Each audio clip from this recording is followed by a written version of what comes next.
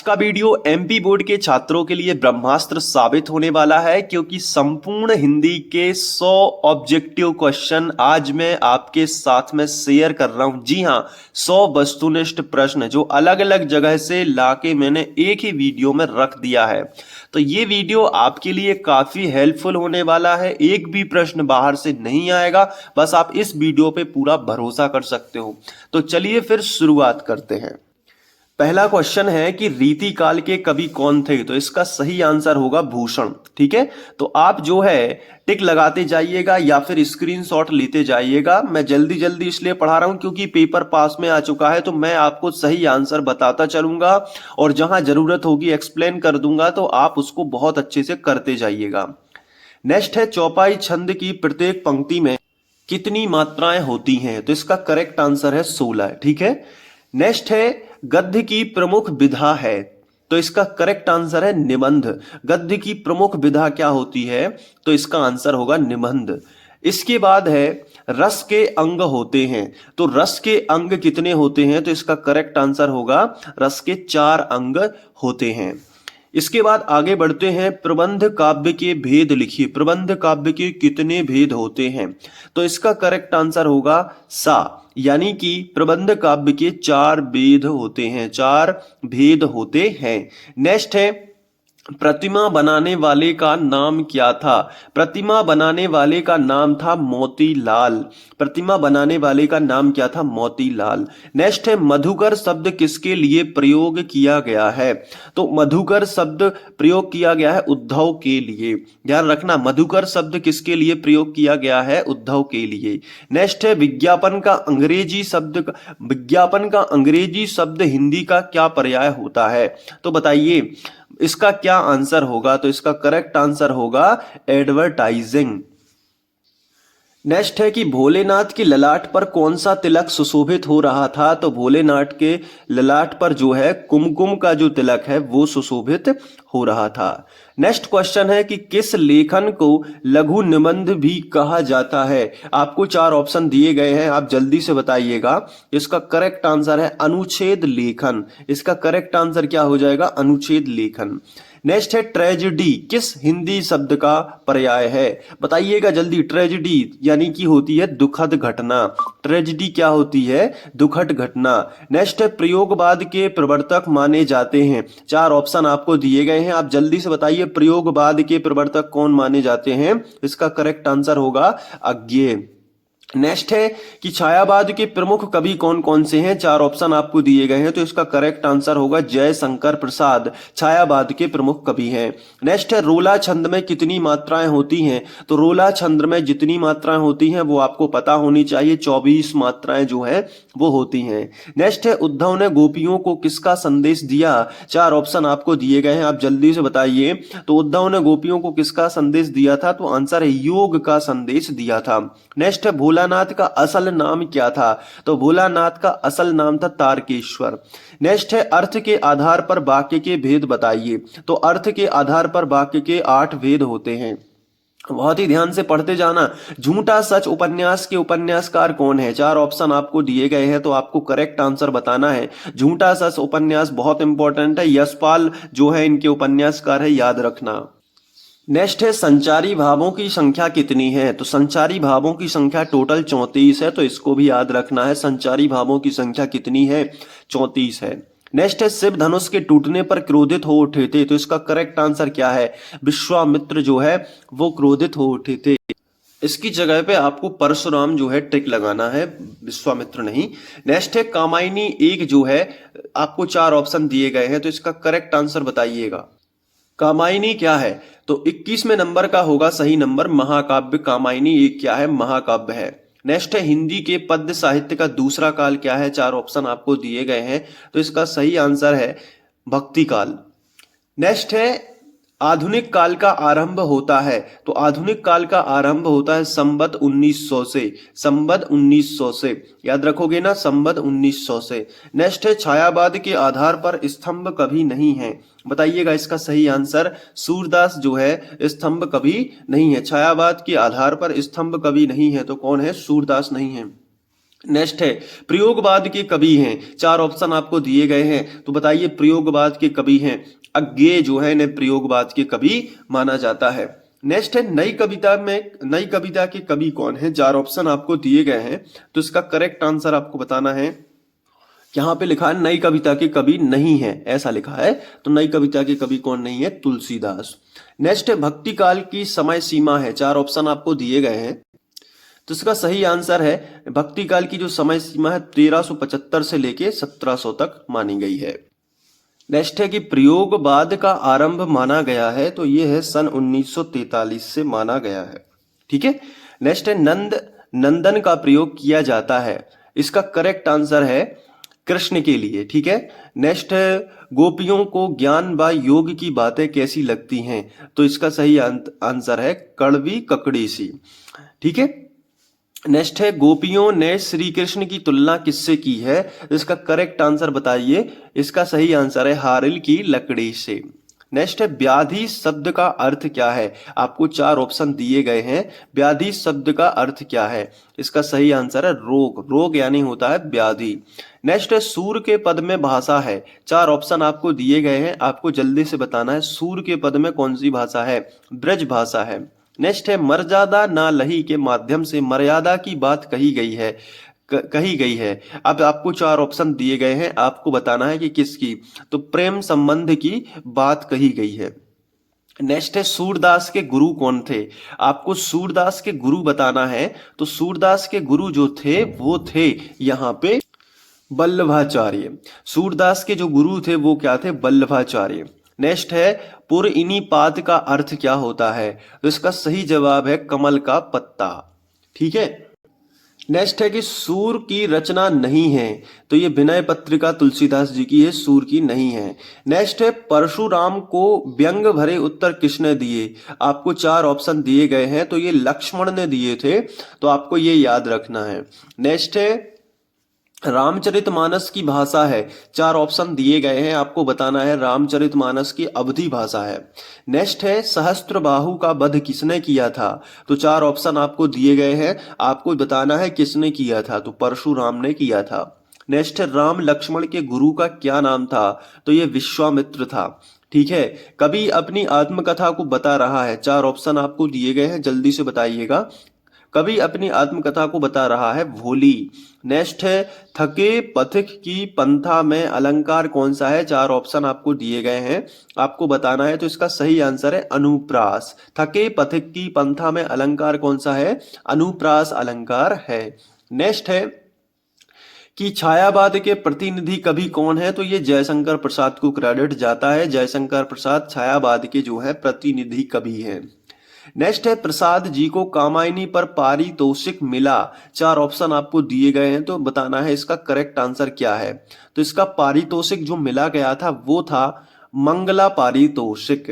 Next है जयशंकर प्रसाद का संग्रह नहीं है, चार ऑप्शन आपको दिए गए हैं, तो साये में धूप इनका संग्रह नहीं है। ठीक है। जयशंकर प्रसाद का संग्रह कौन नहीं है, साये में धूप है। नेक्स्ट है अगला है उत्साह कविता में बादल प्रतीक है, तो शांति का, क्रांति का, गति का या फिर सुख का, तो आपको बताना है, इसका करेक्ट आंसर होगा क्रांति का।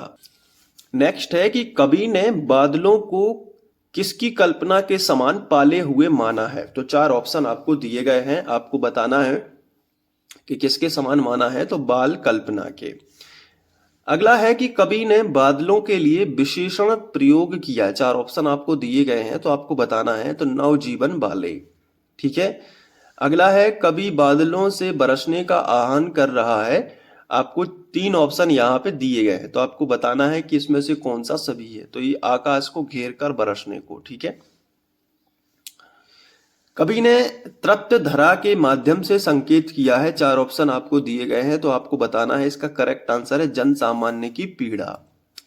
अगला है यह धंतुरिक मुस्कान पाठ में कवि हैं, चार ऑप्शन दिए गए हैं, बताइएगा कौन सा सही होगा, तो इसका नागार्जुन जो है वो सही होगा। अगला है गीतिका के प्रत्येक चरण में मात्राएं कितनी होती हैं, तो इसका आंसर है 26। ठीक है।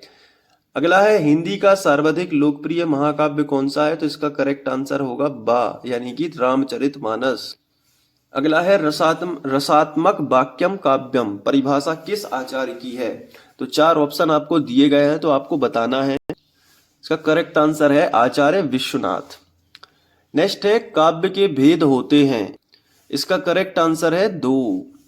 अगला है किसी काव्य के छंद एक कथा के धागे में माला की तरह गुथे होते हैं, चार ऑप्शन दिए गए हैं, तो इसका सही आंसर होगा प्रबंध काव्य। अगला है आलंबन और उद्दीपन में क्या संबंध है? तो इसका सही आंसर होगा विभाव। ठीक है, आलंबन और उद्दीपन का संबंध है किससे? विभाव से। अगला है संचारी भावों की संख्या होती है, तो इसका सही आंसर होगा संचारी भावों की संख्या कितनी होती है? 33 होती है। अगला है जुगुप्सा किस रस का स्थायी भाव है? तो इसका सही आंसर है भीमत्स। अगला है लय तुक यति गति मात्रा एवं चरण से युक्त रचना को क्या कहते हैं? तो इसका सही आंसर है छंद। किस वर्णिक छंद के प्रत्येक चरण में 31 वर्ण होते हैं? तो इसका सही आंसर है कवित्व। आगे बढ़ते हैं, काव्य की शोभा बढ़ाने वाले कारक को क्या कहते हैं? तो काव्य की शोभा बढ़ाने वाले जो कारक होते हैं उन्हें अलंकार कहते हैं। नेक्स्ट है दोहा छंद में द्वितीय और चतुर्थ चरण में मात्राएं होती हैं, तो आपको बताना है इसका सही आंसर क्या होगा। इसका सही आंसर है 11-11। दोहा छंद में कितनी होती हैं? 11-11। नेक्स्ट है नेताजी का चश्मा की विधा क्या है? तो इसका करेक्ट आंसर होगा कहानी। नेताजी का जो चश्मा है वो क्या है? कहानी है। अगला है स्वयं प्रकाश जी का जन्म कहाँ हुआ था? तो इसका करेक्ट आंसर है स्वयं प्रकाश जी का जन्म मध्य प्रदेश में हुआ था। अगला है स्वयं प्रकाश जी की पत्रिका का संपादन किया गया था, तो इसका करेक्ट आंसर क्या है? वसुधा का। किया किसका? वसुधा का। नेक्स्ट है कैप्टन का नाम क्या था? कैप्टन नाम था पानवाले का, सैनिक का, हलदार साहब का या चश्मे का? चश्मे वाले का। बताइए, सही जवाब आपको देना है। कैप्टन किसका नाम था? चश्मे वाले का। अगला है नेताजी का चश्मा कहानी का मूल भाव क्या है? चार ऑप्शन आपको दिए गए हैं, तो इसका मूल भाव है देशभक्ति की भावना। देशभक्ति की भावना। नेक्स्ट है कस्बे के चौराहे पर प्रतिमा लगी थी, आपको चार ऑप्शन दिए गए हैं, तो इसका करेक्ट आंसर होगा शिक्षा विभाग द्वारा। नेक्स्ट है कि नेताजी की मूर्ति लगवाई गई थी, चार ऑप्शन दिए गए हैं, तो बताइए किसके द्वारा? जल्दी से बताइएगा। तो इसका नगर पालिका द्वारा। नेक्स्ट है कलम का जादूगर कहा गया है, चार ऑप्शन आपको दिए गए हैं, तो इसका सही आंसर होगा राम वृक्ष बेनीपुरी जी को कलम का जादूगर कहा गया है। नेक्स्ट है बाल गोविंद भगत पाठ की विधा है, तो इसका सही आंसर क्या होगा? रेखा चित्र। नेक्स्ट है बाल गोविंद भगत थे, तो आपको बताना है इसका सही आंसर होगा गृहस्थ। ठीक है, गृहस्थ थे। आगे बढ़ते हैं, 75वें नंबर पे पहुंच जाते हैं। बाल गोविंद भगत जी पद गाते थे, तो इसका सही आंसर है कबीर के पद गाते थे। नेक्स्ट है बाल गोविंद भगत पाठ प्रहार करता है, तो इसका सही आंसर है कुरीतियां जो भी फैली हैं समाज में उन पे जो है प्रभाव प्रहार करता है। नेक्स्ट है बाल गोविंद भगत गाते समय बजाते थे, तो आपको ये बताना है क्या बजाते थे? तो ये बजाते थे खजंडी। नेक्स्ट है कि सच्चे साधु की पहचान होती है, चार ऑप्शन आपको दिए गए हैं, तो उसके किनारों, उसके विचारों से, तो ये हो गया। नेक्स्ट है झूठा सच उपन्यास के लेखक कौन है? आपको चार ऑप्शन दिए गए हैं, तो झूठा सच का मैंने आपको बताया था यशपाल थे। नेक्स्ट है लखनवी अंदाज पाठ की विधा कौन है? चार ऑप्शन आपको दिए गए हैं, बताइए। लखनवी अंदाज कहानी है एक, ठीक है, नवाबों के शौक के लिए प्रसिद्ध है, तो आपको बताना है कि नवाबों के शौक के लिए क्या प्रसिद्ध है? लखनऊ प्रसिद्ध है, नवाबों का शहर कहा जाता है। नेक्स्ट है मध्य प्रदेश के मंदसौर जिले में जन्म किसका हुआ था? चार ऑप्शन आपको दिए गए हैं, तो मन्नू भंडारी का हुआ था, मध्य प्रदेश के मंदसौर, तो मंदसौर से मन्नू भंडारी याद रखेंगे। नेक्स्ट है आपका बंटी उपन्यास लिखा है, चार ऑप्शन आपको दिए गए हैं, किसने लिखा है आपका बंटी उपन्यास? तो इसका सही आंसर है मन्नू भंडारी ने ही लिखा है आपका बंटी। नेक्स्ट है आत्मकथा विधा में लिखा गया पाठ है, चार ऑप्शन आपको दिए गए हैं, तो इसका सही आंसर आपको बताना है। तो इसका सही आंसर है नौबत खाने में इबादत। आत्मकथा विधा में लिखा गया पाठ है नौबत खाने में इबादत। अगला क्वेश्चन है कि मन्नू भंडारी के किस व्यवहार से तंग आकर प्रिंसिपल ने उसके पिता को बुलाया? चार ऑप्शन आपको दिए गए हैं, तो इसका सही आंसर था आंदोलनकारी। नेक्स्ट है जिनेंद्र का कौन सा उपन्यास मन्नू भंडारी को पसंद आया? तो इसका सही आंसर है सुनीता। नेक्स्ट है कि उस्ताद बिस्मिल्लाह खां के लिए प्रसिद्ध थे, तो ये है शहनाई वादन। शहनाई वादन के लिए वो प्रसिद्ध थे। ठीक है, इसके बाद 88 नंबर पे आ जाते हैं। बिस्मिल्लाह खां का दूसरा नाम क्या था? तो इसका दूसरा नाम था अमीरुद्दीन। नेक्स्ट है गद्य की विधा नहीं है, 4 ऑप्शन आपको दिए गए हैं, तो बताइए कौन नहीं है? तो इसका सही आंसर है महाकाव्य गद्य की विधा नहीं है। आगे बढ़ते हैं, उपन्यास सम्राट कहा जाता है किसको? प्रेमचंद को कहा जाता है, तो ये सभी तो आप जानते होंगे। और आगे बढ़ते हैं, तो 2 शब्दों के मेल को क्या कहते हैं? संधि कहते हैं। संधि के कितने भेद होते हैं? जल्दी से बता दिए। संधि के 3 भेद होते हैं। वाच्य के भेद कितने होते हैं? तो आपको बताना है। 93 नंबर का वाच्य के कितने भेद होते हैं? तो वाच्य के 3 भेद होते हैं। अगला है कि जो शब्द क्रिया की विशेषता प्रकट करते हैं उन्हें क्या कहते हैं? तो क्रिया की विशेषता प्रकट करते हैं उन्हें क्रिया विशेषण कहते हैं। सुनार गहने बनाता है, इनमें वाच्य कौन सा है? जल्दी से बताइए। तो इसमें है कर्मवाच्य। नेक्स्ट है आग बबूला होना। आग बबूला होना यानी क्रोध करना। नेक्स्ट है हिरोशिमा नामक कविता अज्ञे ने लिखी थी, तो इसका सही आंसर क्या होगा? 12 नंबर का होगा रेलगाड़ी में बैठे बैठे। नेक्स्ट है खेदुम है देवी देवताओं का निवास। ठीक है। नेक्स्ट है खाना साना साना हाथ जोड़ी रचना है मधु कांक्रिया की। और मैया शायद अमनिया कर रही थी, अमनिया का अर्थ है साफ करना। तो ये 100 ऑब्जेक्टिव हिंदी के थे। कोशिश की है मैंने कम से कम समय में आपका रिवीजन हो सके। अगर आपको एग्जाम 1 घंटे बाद भी देना है तो आप खड़े खड़े रिवीजन कर सके, इस हिसाब से मैंने बताया। आई होप आपको पसंद आया होगा। कमेंट जरूर करना। मिलते हैं नेक्स्ट वीडियो लेक्चर में। Thank you.